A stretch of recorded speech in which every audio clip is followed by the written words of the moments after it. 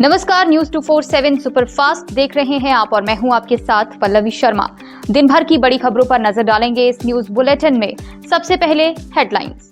सरकार ने कार्यक्रम रखा और मंत्री को ही नहीं पता। विक्रमादित्य सिंह बोले, सरकार के 2 साल के जश्न का मीडिया से ही पता चला। आयुष मंत्री ने भवारना में जनता को समर्पित किया 35 लाख से निर्मित स्वास्थ्य भवन। समय पर पूरा करें विकास कार्य, सांसद अनुराग ठाकुर ने अधिकारियों को दिए निर्देश। नूरपुर जामा मस्जिद मामले में मीडिया कर्मचारी पहुंचे ग्राउंड जीरो पर। राष्ट्रीय पेंचक सिलाट मार्शल आर्ट प्रतियोगिता में नूरपुर के बच्चों ने दिखाया दमखम। संजोली मस्जिद मामले पर अगली सुनवाई 30 नवंबर को। युवाओं को नशे से दूर रखने में खेल मैदानों की अहम भूमिका, बोले बागवानी मंत्री जगत सिंह नेगी। हिमाचल कांग्रेस सरकार 11 दिसंबर को 2 साल पूरे करने जा रही है और 2 साल का जश्न इस बार बिलासपुर में मनाने जा रही है और इसको लेकर मुख्यमंत्री ने अधिकारियों की बैठक भी ली है और अधिकारियों को तैयारी के निर्देश भी दे दिए हैं। लेकिन लोक निर्माण मंत्री विक्रमादित्य सिंह को इसकी जानकारी तक नहीं है।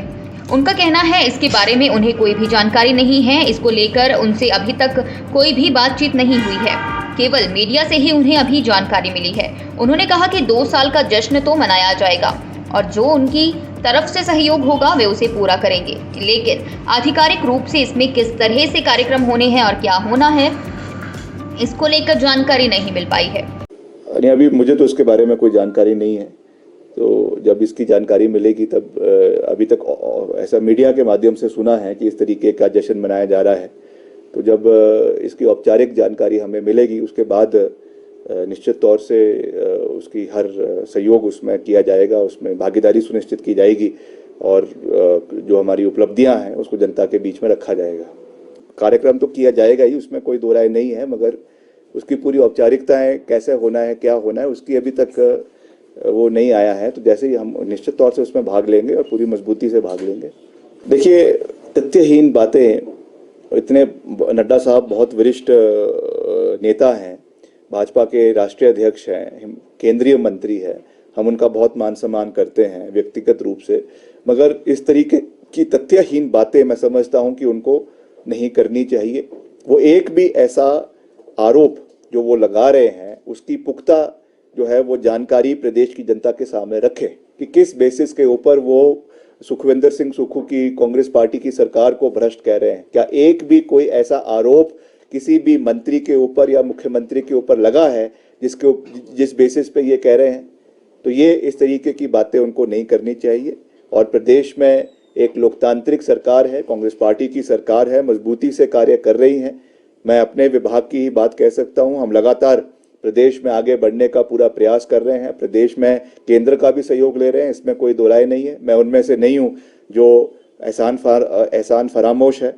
मैं तो ऑन रिकॉर्ड कहता हूं कि केंद्र से भी हमको पैसा आया है और उसके लिए मैं केंद्र सरकार का धन्यवाद करता हूं, गडकरी साहब का धन्यवाद करता हूं। न्यूज 247 के लिए शिमला से टीना ठाकुर की रिपोर्ट। राजधानी शिमला के संजौली में अवैध मस्जिद विवाद को लेकर आज जिला अदालत में सुनवाई हुई, जिसमें मस्जिद कमेटी के अध्यक्ष की वैधता को लेकर वक्फ बोर्ड ने शपथ पत्र दायर किया। मुस्लिम संगठनों की तरफ से मस्जिद कमेटी के अध्यक्ष की वैधता को लेकर प्रश्न उठाए गए हैं। वक्फ बोर्ड ने अपने शपथ पत्र में मोहम्मद लतीफ को 2006 से अध्यक्ष बताया है, जिस पर याचिकाकर्ता ने सवाल उठाए हैं। दोनों पक्षों की दलीलें सुनने के बाद जिला अदालत ने 30 नवंबर को मामले की अगली सुनवाई तय की है और इसी दिन कोर्ट याचिका पर अपना फैसला भी सुनवाएगा। आज जो लोकस वगैरह सब चीजें डिस्कस हुई और अब अगली ऑर्डर के लिए 30 को रख दिए, इसी महीने की 30 तारीख को ऑर्डर हो जाएगा हम सब की जो हमने पिटिशन फाइल की। सर, जिस तरह से अध्यक्ष, हमारा कंटेंशन ये था कि भाई वक्फ बोर्ड ने कोई भी कमेटी कॉन्स्टिट्यूट नहीं की है मस्जिद कमेटी संजौली में, तो वो आज ये एक डॉक्यूमेंट लेके आए कि भाई 2006 में लतीफ़ को जो है वो हमने प्रेसिडेंट नॉमिनेट किया था और 2006 का कोई डॉक्यूमेंट वो दिखा रहे थे। जब उन्होंने 2006 का जो डॉक्यूमेंट दिखाया तो हमने उसमें कह दिया कि ये तो 2006 का है, मामला तो 2010 का है और एक्ट ये कहता है कि जो बोर्ड के मेंबर्स की जो टाइम लिमिट है वो 5 साल है और जो मस्जिद जो कमेटी के मेंबर होते हैं, मस्जिद कमेटी वगैरह के मेंबर, वो 1 साल का है। तो 2006 के बाद क्या कोई चेंज हुआ या कोई चेंज नहीं हुआ? क्या बोर्ड के मेंबर्स में चेंज हुआ या कमेटी के मेंबर्स में चेंज हुआ? और हमने उस पे भी आपत्ति जताई, क्योंकि वो जो डॉक्यूमेंट है वो लतीफ़ का ही साइंड डॉक्यूमेंट है। वो उसके ऊपर कोई कमेटी के कोई साइन नहीं है, ना ही कोई वक्फ बोर्ड के साइन है। तो हमने उसके ऊपर कहा कि भाई ये ऐसे लग रहा है जैसे कोई सेल्फ प्रिपेयर्ड डॉक्यूमेंट है। ये हमारा ऑब्जेक्शन है। अंदर आज इन्हीं बिंदुओं पे हुई। आज सारे जो पीछे से लेकर चले आ रही थी बहस, वो हमारे लोकस को लेकर थी। हमारे जो हमने कहा कि भाई ये जो मिसमैनेजमेंट हो रहा है, हम इस बिहाफ पे कोर्ट में आए हैं कि भाई वक्फ की प्रॉपर्टियों के साथ कोई इस तरह का मिसमैनेजमेंट ना हो। वैसे हम ये भी कह रहे हैं कि हमारा डायरेक्टली हमारा कोई लोकस तो नहीं है इस तरह का, पर हम आए हैं मिसमैनेजमेंट के खिलाफ।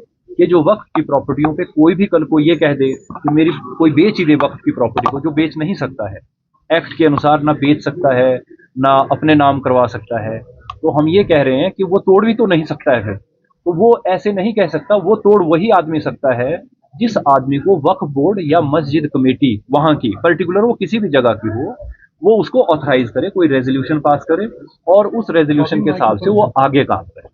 हमारा आज मुख्यतः इस बात पे ज्यादा चर्चा हुई कि भी क्या फिर इस हिसाब से तो फिर और लोग आ जाएंगे।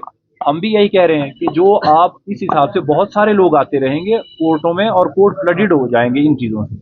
हमने ये कहा कि जब तक कोई लॉफुल कमेटियां, lawful board, lawful order pass नहीं करेगा, तब तक तो ऐसे ही लोग आते रहेंगे। तो इससे बेहतर ये है कि इनको भी रेगुलेट किया जाए। पर एटलीस्ट इस केस में जिस आदमी को, जो आदमी ये कह रहा है कि मैं मस्जिद को तोड़ देता हूँ, वो कोई authorised person.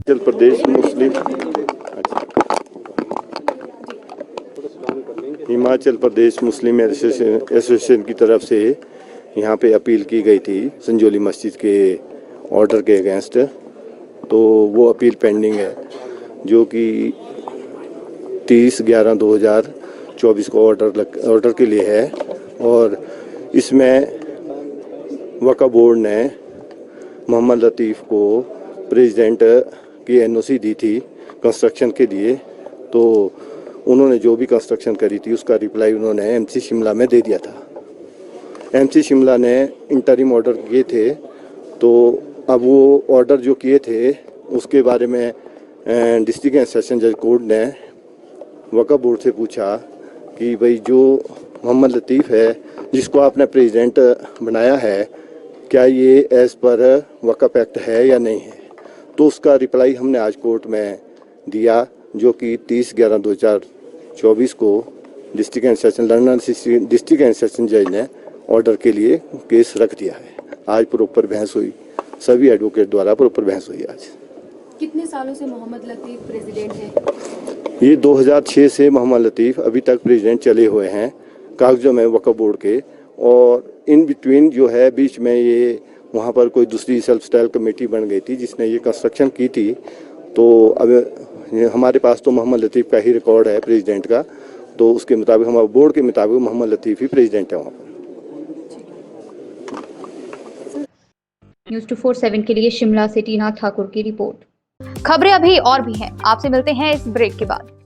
This news is brought to you by Shivam ortho care multi specialty hospital near Una um highway, Lal Singhi road, Una, Himachal प्रदेश।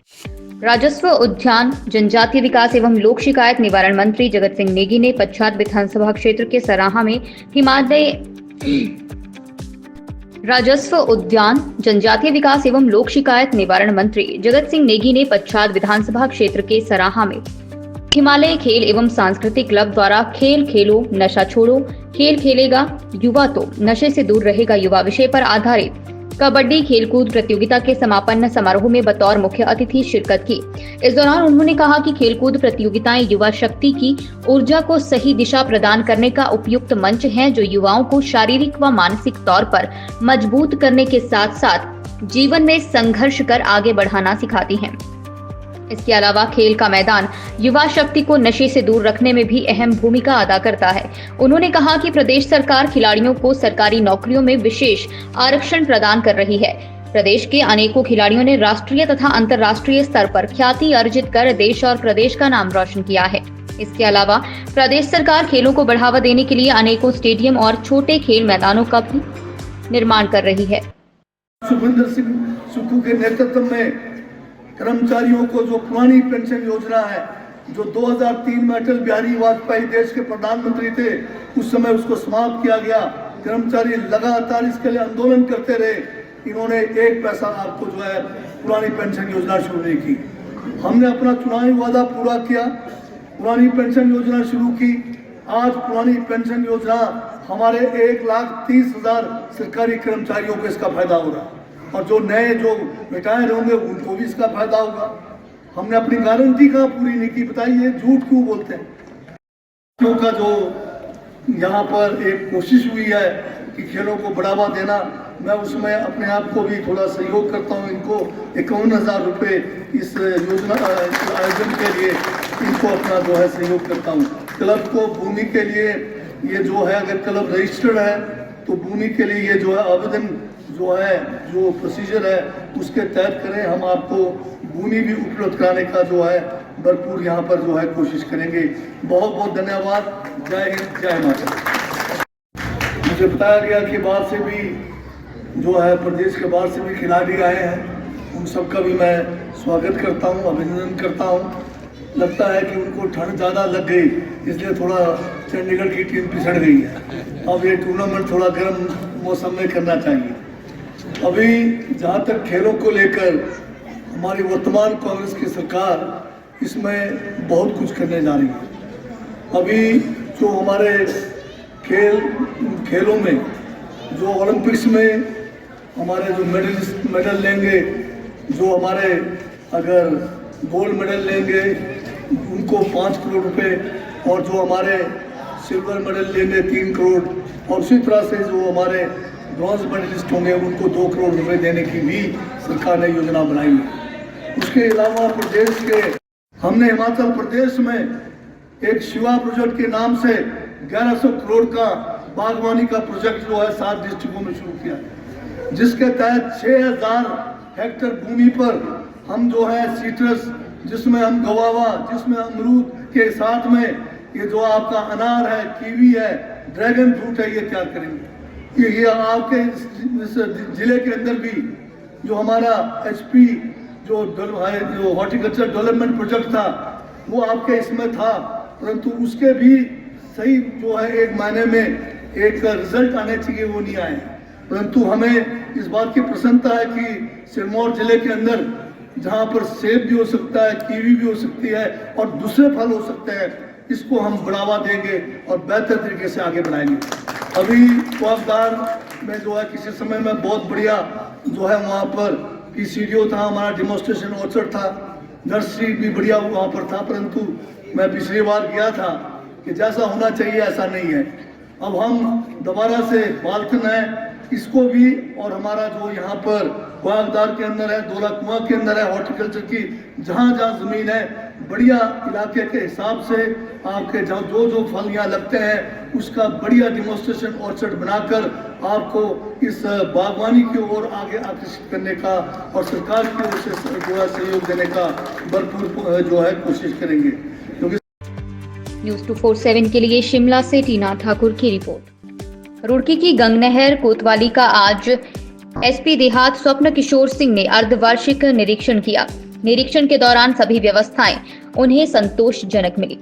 आपको बता दें, आज रुड़की की गंगनहर कोतवाली का निरीक्षण SP देहात स्वप्न किशोर सिंह ने किया। SP देहात ने बताया, आज निरीक्षण के दौरान सभी व्यवस्थाएं सही मिली हैं। कोतवाली में उपलब्ध सभी संसाधनों के रखरखाव संचालन की जानकारी ली गई, साथ ही साथ अभिलेखों के भी रखरखाव की समीक्षा ली गई है।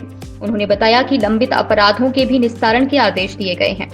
उन्होंने बताया, निरीक्षण के दौरान कोई खामियां नहीं पाई गई, अस्त्र शस्त्रों का रखरखाव भी सही पाया गया है, साथ ही आवश्यक सुधार के भी निर्देश दिए गए हैं।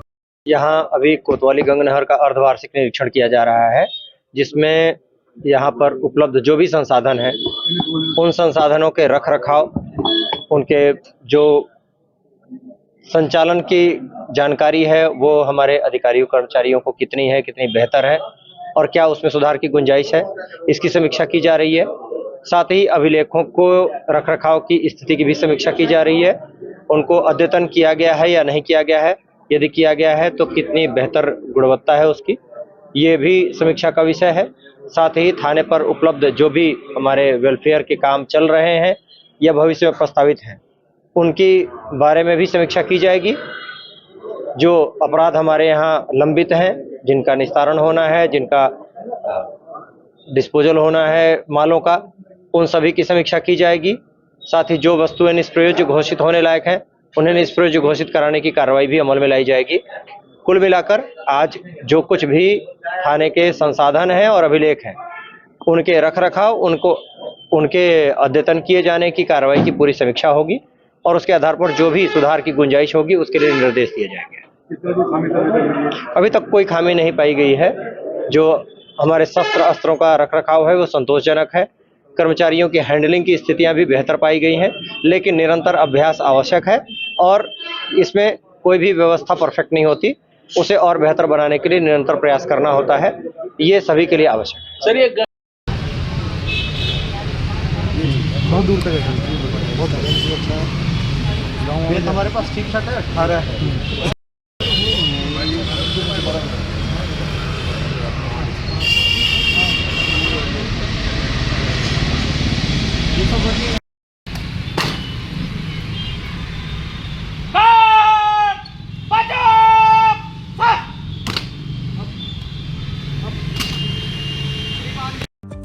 न्यूज 247 के लिए रुड़की से प्रिंस शर्मा की रिपोर्ट।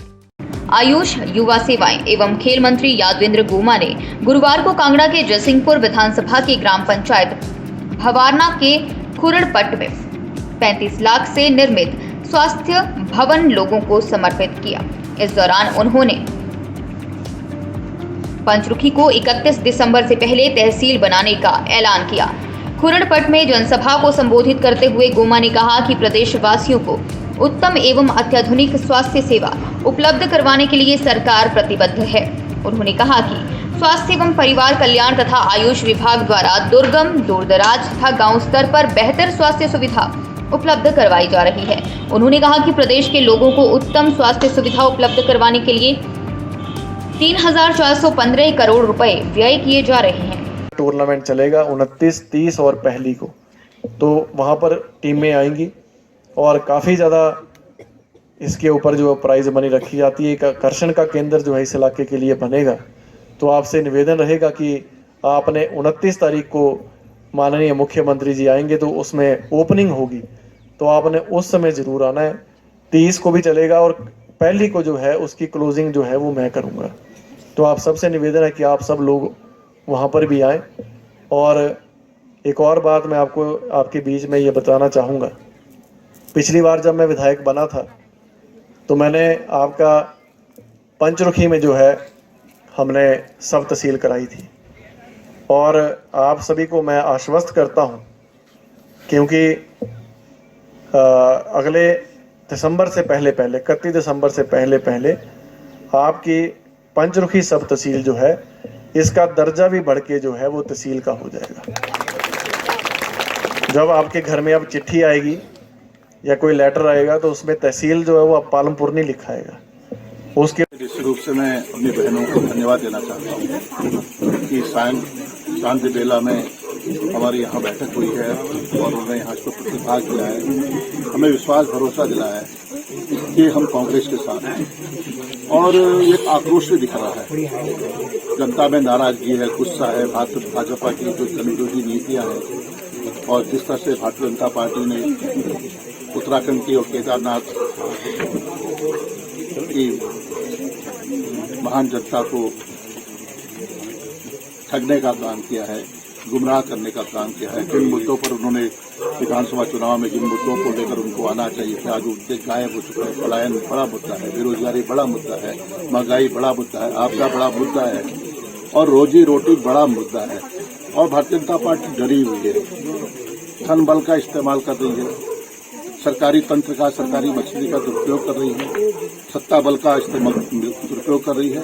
लेकिन हमारे पास जनबल है और जनबल में बहुत बड़ी शक्ति होती है। और जो माहौल देख रहा हूँ मैं, जिस तरह का वातावरण देख रहा हूँ, निश्चित रूप से यहाँ की आवाम ने, हमारी माताओं ने, हमारी बहनों ने, हमारे नौजवान साथियों ने, नौजवानों के भविष्य के साथ खिलवाड़ हो रहा है और पूरा केदार घाटी आपदा से प्रभावित है, पुनर्वास नहीं पा रहा है, मुआवजे के नाम पर कुछ नहीं दिया गया है। छलने का काम किया है। आज इनके मुद्दे सब गायब हो चुके हैं। अब ये एक ही चीज इनके पास है, धन बल है, सत्ता बल है। और मेरा विश्वास है कि धन बल के आगे सत्ता बल और धन बल परास्त होगा। और निश्चित रूप से मनोज रावत ये उम्मीदवार हैं, बौद्धिक व्यक्ति हैं और हाउस सदन में निश्चित रूप से जिस तरह से उन्होंने पिछले कार्यकाल में विधानसभा में सदन में जो आज का प्रमुख मुद्दा है भू कानून, सशक्त भू कानून, मूल निवास की उन्होंने चर्चा की। सरकार के पास कोई जवाब नहीं था। और आज मैं मानता हूं कि इस विधानसभा का जो चुनाव होने जा रहा है उनकी जीत सुनिश्चित है, ऐसा मेरा विश्वास है। और निश्चित रूप से सदन में वो प्रमुखता के साथ केदारनाथ की आवाज बनेंगे, प्रमुख समस्याओं को, प्रमुख मुद्दों को उठाएंगे, उत्तराखंड की आवाज बनेंगे, ऐसा मेरा विश्वास है। मैं उनकी काबिलियत को जानता हूं, उनकी क्षमता को जानता हूं, उनकी विद्वता से भली भांति परिचित हूं। इसलिए मैं आज अपनी बहनों के बीच में आया हूं। लगातार बैठकें मैंने की हैं और एक माहौल बना है कांग्रेस के पक्ष में बदलाव का। और निश्चित रूप से मैं इस गांव में भी अपनी बहनों से यही मैंने कहा, मैं तो मिलने आया हूँ, उनके दर्शन करने के लिए आया हूँ। हमारे सभी साथी यहाँ पर आए हैं, लेकिन मन बना रखा है पहले से। और ये परंपरागत कांग्रेस का मतदाता है, ये हमें खरीद नहीं सकते हैं। ये किसी तरह से धमका के, डरा के वोट हासिल नहीं कर सकते हैं। ये डर पैदा करना चाहते हैं, भय पैदा करना चाहते हैं। लेकिन हमारे केदारनाथ घाटी के जो हमारे मतदाता हैं वो डरने वाले नहीं है, बिकने वाले नहीं है। और निश्चित रूप से इस चुनाव में हमारी जीत सुनिश्चित है, ऐसा मेरा विश्वास है। न्यूज 247 के लिए धर्मशाला से राकेश कुमार की रिपोर्ट। नशा मुक्त ऊना अभियान के तहत गुरुवार को सामाजिक न्याय एवं अधिकारिता विभाग और गुंजन संस्था के सहयोग से कल्याण भवन ऊना में जिला के मास्टर ट्रेनर के लिए 1 दिवसीय प्रशिक्षण कार्यशाला का आयोजन किया गया। कार्यशाला में उपायुक्त जतिन लाल ने बतौर मुख्य अतिथि शिरकत की। उपायुक्त ने अपने संबोधन में बताया कि नशा मुक्त ऊना अभियान के तहत बेहतरीन काम करने के लिए जिला ऊना को राष्ट्रीय स्तर पर पहला स्थान हासिल करने का सम्मान मिला है। उन्होंने कार्यशाला में शामिल प्रतिभागियों से आह्वान किया कि वे नशे के खिलाफ निर्णायक भूमिका निभाएं और लोगों को इसके दुष्प्रभावों के बारे में जागरूक करें। उन्होंने कहा कि नशा एक गंभीर समस्या है जिसे सामूहिक प्रयासों से ही समाप्त किया जा सकता है। उन्होंने अभिभावकों से अपील की है कि वे अपने बच्चों की दैनिक दिनचर्या पर ध्यान दें और उन्हें नशे की लत जैसी घातक समस्या से बचने के लिए मार्गदर्शन दें। उपायुक्त ने बच्चों के माता-पिता और अध्यापकों को बच्चों की हर गतिविधि और समस्याओं से अवगत रहने की आवश्यकता पर बल दिया ताकि उन्हें नशे की ओर भटकने से रोका जा सके। उपायुक्त ने कहा, बच्चों को स्कूल, कॉलेज और गांव में होने वाली खेलकूद प्रतिस्पर्धाओं में भाग लेने के लिए प्रोत्साहित करना चाहिए। इसके साथ ही बच्चों को अधिक समय अपने परिवार और बुजुर्गों के साथ बिताना चाहिए ताकि वे उनके अनुभवों और विचारों से सीख सके। क्यों गलत है उस तरीके से हमें समझाना बहुत जरूरी है।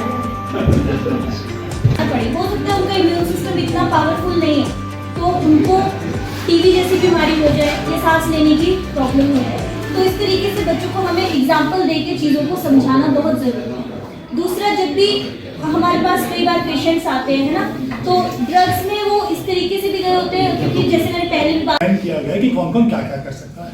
तो ये सोचा गया कि जो मिनिस्ट्री ऑफ होम करनी है, पेरेंट्स भी एग्जाम्पल सेट करें, खुद भी मतलब हर कोई अगर फैमिली में ही हो रहे हैं कि भाई हमने भी दिन में एक बार योगा करना है, कुछ करना है, तो बच्चे भी वही सीखेंगे। और पेरेंट्स की कहीं ना कहीं कमी होती है तो बच्चे भी वो नहीं फॉलो करते हैं। तो this is what we have to do. आप आंगनवाड़ी वर्कर्स भी घर पे जाएं तो मोटिवेट करो कि भाई कुछ दिन में योगा करो, आप लोग फिटनेस के लिए कुछ भी करो, अच्छा खाना कैसे प्रमोट करें, आशा वर्कर्स हैं वो भी यही चीज़ें प्रमोट करें, तभी धीरे धीरे हम इस चीज़ से बाहर आएंगे। क्योंकि नशे की चीज़ एक्चुअल में नशा बढ़ता जा रहा है और हमें समाज में वो जो प्रॉब्लम्स हैं उन चीज़ को रोकने के लिए, नशे को रोकने के लिए अपने यूथ को सही दिशा दिखानी ही पड़ेगी। तो thank you so much everybody. आप लोग अच्छा इसको ट्रेनिंग, आपको आई एम श्योर गुंजन से जो टीम आई है बहुत अच्छा ट्रेनिंग देगी। आगे इसको और आप मैसेज को स्प्रेड करो और लोगों तक ये चीज़ पहुँचे कि हम कैसे क्या क्या हम कर रहे हैं। तो thank you everyone. Thank you. धन्यवाद Modi. Main motto health is wealth, तो यही हमें संदेश देना है कि नेशनली रिकॉग्नाइज किया गया और डिस्ट्रिक्ट को इसमें अवार्ड भी मिला कि जो वन ऑफ मतलब हर स्टेट के हर एक जो बेस्ट परफॉर्मिंग डिस्ट्रिक्ट है तो उसमें हमारा हिमाचल में Una was the best performing. जो implementation of joint action plan था और इसमें गुंजन का जो बहुत महत्वपूर्ण रोल रहा इसमें, तो मैंने जब उसको स्टडी किया तो मैंने ये देखा था कि जो एक्सपेक्टेशन हमारी नेशनल लेवल पे भी है, it is all about how we mobilise and create awareness. तो आप लोग सब यहाँ पर जो बैठे हैं हमारे हेल्थ से, चाहे हमारे आंगनवाड़ी वर्कर्स हैं, हमारे ITIs और कॉलेजेस को रिप्रेजेंट कर रहे हैं, तो आप सब लोग जो मास्टर ट्रेनर्स हैं, master trainer as a term in नशा मुक्ति is all about how you are able to connect लोगों से। आप किस तरह से जुड़ रहे हैं, किस तरह से आप उनको अवेयर कर रहे हैं, किस तरह से उनको आप नशे के बारे में और उससे कैसे छुड़ाया जाए, और जो उन्होंने बताया कि जो स्टिग्मा है सोसाइटी में उसके बारे में लोगों को अवेयरनेस करें, उनके माइंडसेट को इम्प्रूव, मतलब उसको जो माइंडसेट है उसको बदलें, और बदलें किस तरह, प्रोग्रेसिव तरीके से बदलें, ताकि लोग अब जो भी जनरेशन आइडेंटिफाई भी करना है उनके बिहेवियर पहले तो प्रिवेंट करना है, और आगे हमने देखना है कि अगर किसी तरह से है तो हमें उनको किस तरह वापस लेके जाना है। अब पहली जो फेज है वो है प्रिवेंट करना। प्रिवेंट करने में हम क्या कर रहे हैं, सबसे पहले हमारी कोशिश ये होती है कि यूथ के पास इतने अपॉर्चुनिटीज और एवेन्यूज होने चाहिए कि वो किसी तरह के डिप्रेशन और इस सब में जाएगा कि वो नशे से एडिक्ट हो।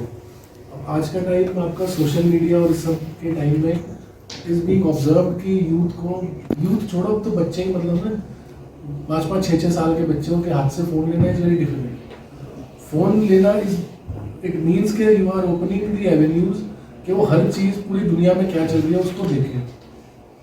धीरे धीरे वो चीज़ बन जाती है कंपैरिजन, कि कोई दूसरा क्या कर रहा है, जो दूसरा क्या कर रहा है, अच्छा कर रहा है, उसकी लाइफ, हर कोई अपनी अच्छी लाइफ दिखाता है, तो उस चीज़ से आती है कंपैरिजन, और कंपैरिजन अल्टीमेटली यूथ तक आते आते वो एक डिप्रेसिव टेंडेंसी बन जाती है कि हमारे पास तो ये नहीं है, हमारे घर में ये प्रॉब्लम है, मेरे पास पैसा नहीं है, मैं घूम नहीं पा रहा।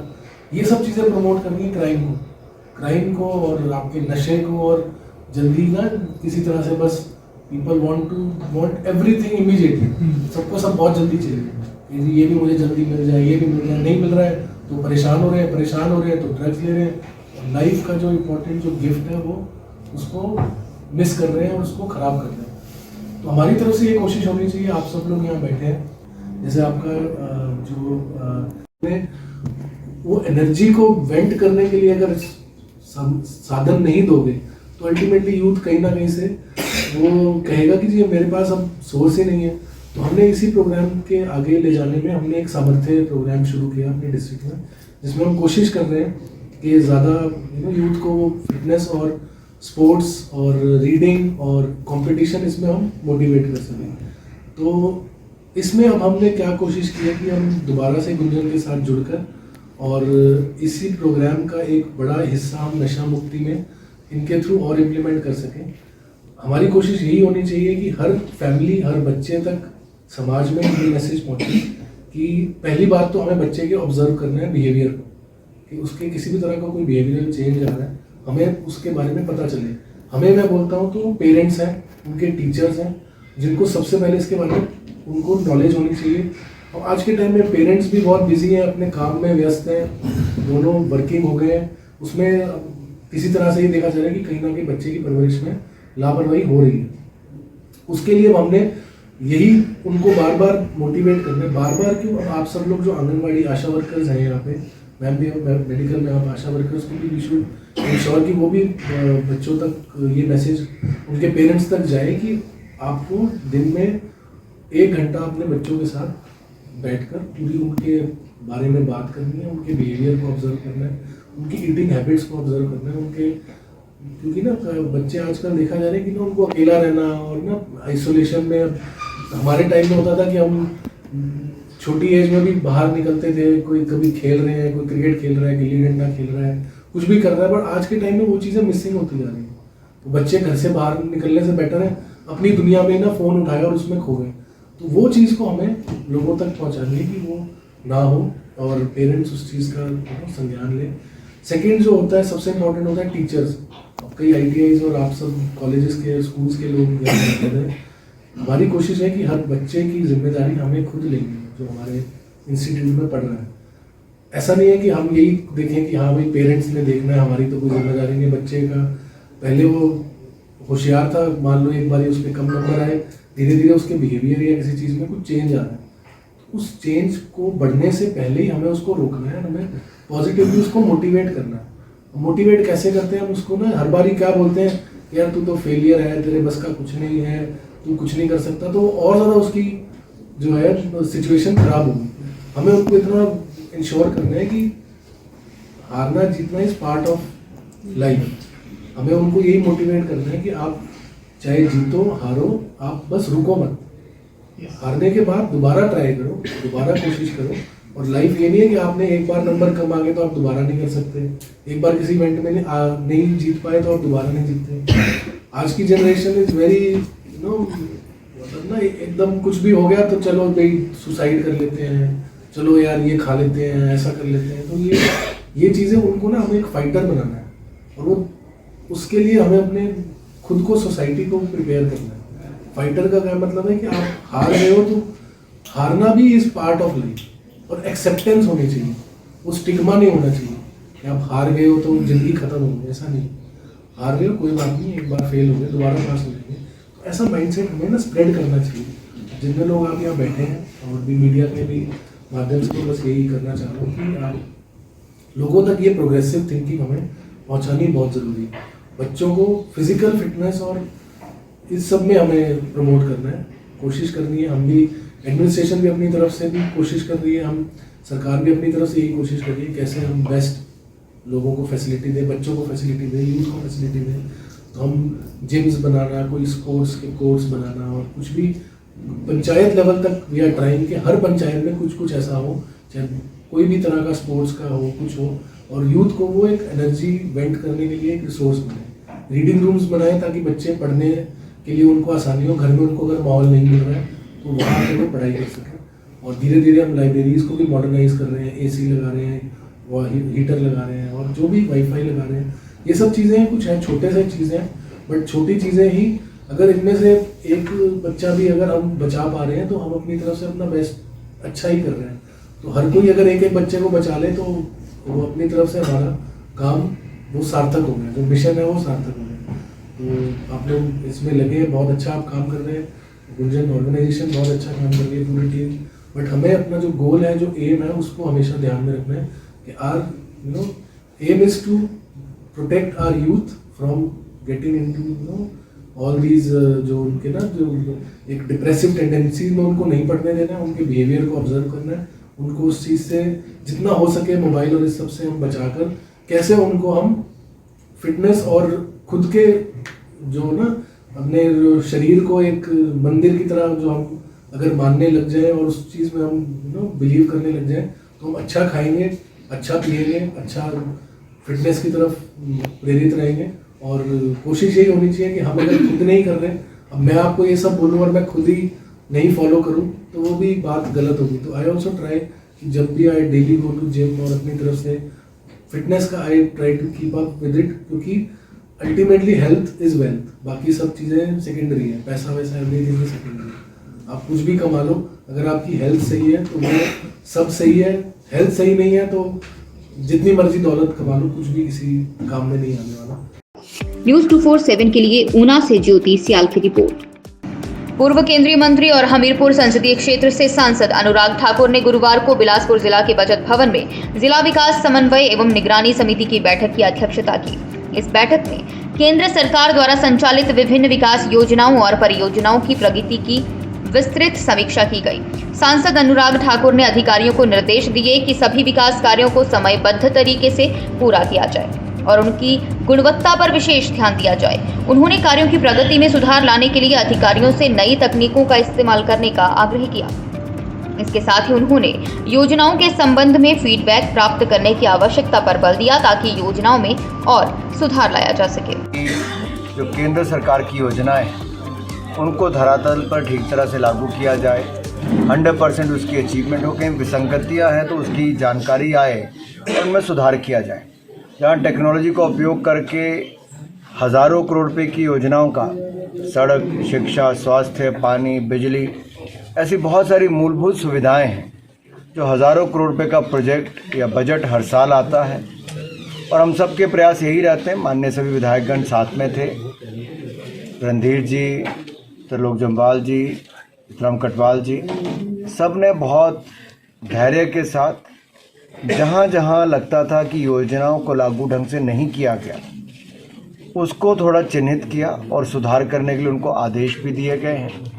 बहुत सारे विभाग ने बहुत अच्छा काम भी किया है। तो मुझे लगता है इस मीटिंग में सबको एक दूसरे से सीखने का अवसर भी मिलता है और हम सब मिलकर अधिकारी और जो चुने हुए प्रतिनिधि जनता की सेवा में एक टीम के रूप में कैसे काम करके लागू कर सके, वैसा हमारा प्रयास रहता है। देखिए, केंद्र सरकार का लगातार ये प्रयास रहा कि हिमाचल में रेलवे ट्रैक का विस्तार हो और हमें प्रसन्नता इस बात की, जहाँ एक और वंदे भारत दिया, वहीं पर नंगल ऊना तलवाड़ा रेलवे लाइन का काम हिमाचल का पूरा किया। भानुपल्ली बिलासपुर रेलवे लाइन को जितनी गति केंद्र सरकार के कारण मिली है वो इससे दिखाता है कि अभी हिमाचल प्रदेश ने लगभग 1600 करोड़ रुपया देना है, वो अभी दिया नहीं। उसके बावजूद भी केंद्र ने अपनी ओर से पैसा दिया, प्रोजेक्ट को रोका नहीं। बार बार पत्राचार केंद्र सरकार कर रही है राज्य सरकार के साथ कि जो हिस्सा उनको देना है वो दें। हिमाचल को मात्र 25% देना, 75% केंद्र सरकार दे रही है, लेकिन वो 25% देने में भी जब असमर्थ होते हैं तो उसके कारण कहीं प्रोजेक्ट ना रुके, ऐसी हमारी चिंता है। हमारा निवेदन राज्य की सरकार से यही रहेगा कि पैसे थोड़ा जल्दी दें ताकि हम इसको और गति दे सकें और जल्द से जल्द रेलवे लाइन को पूरा करें। एक आत्ममंथन राज्य की सरकार को करना चाहिए, क्या वायदा किए थे और कितने जो गारंटियां दी थी उनमें से क्या कर पाए हैं। आज पूरा ना करना तो दूर, उल्टा जनता पर महंगाई का दबाव डालना, पेट्रोल डीजल पर वैट बढ़ाना, पानी पर सेस लगाना, बिजली पर 2-2 सेस लगाना और अन्य ऐसे निर्णय लेना जिसके कारण हिमाचल की फजीयत हो, ये कोई अच्छी बात नहीं। इससे हिमाचल की छवि खराब होती है। हम सब प्रतिनिधियों का एक बहुत पीड़ा होती है हमें जब हिमाचल की ऐसी खबरें चलती हैं कि हिमाचल भवन की कुर्की हो गई या फिर हिमाचल को होटल चलाने नहीं आते तो 18 होटल्स को आप कर दीजिए वापस, प्राइवेटाइज कर दीजिए, दे दीजिए। अब इस तरह के आदेश जब कोर्ट से आए तो इसका मतलब पानी सिर से ऊपर जा चुका है और सिर से ऊपर पानी जाने के बावजूद अगर सरकारें ना जागे और जनता हाहाकार मचा रही हो, कर्मचारी और पेंशनर्स अपनी तनख्वाह और पेंशन के लिए इंतज़ार करते हों, डीए की किस्त के लिए एक दरवाजे से दूसरे दरवाजे तक भटकते हों, तो आप सोचिए हो क्या रहा है, कहाँ हिमाचल जा रहा है। विकास तो छोड़िए, यहाँ पे तो सुविधाएं, उस पर भी एक बड़ा प्रश्न चिन्ह लग गया कि क्या होगा उनका। न्यूज़ 247 के लिए शिमला से टीना ठाकुर की रिपोर्ट। आज के न्यूज़ बुलेटिन में बस इतना ही। देखते रहिए न्यूज़ 247 सुपरफास्ट।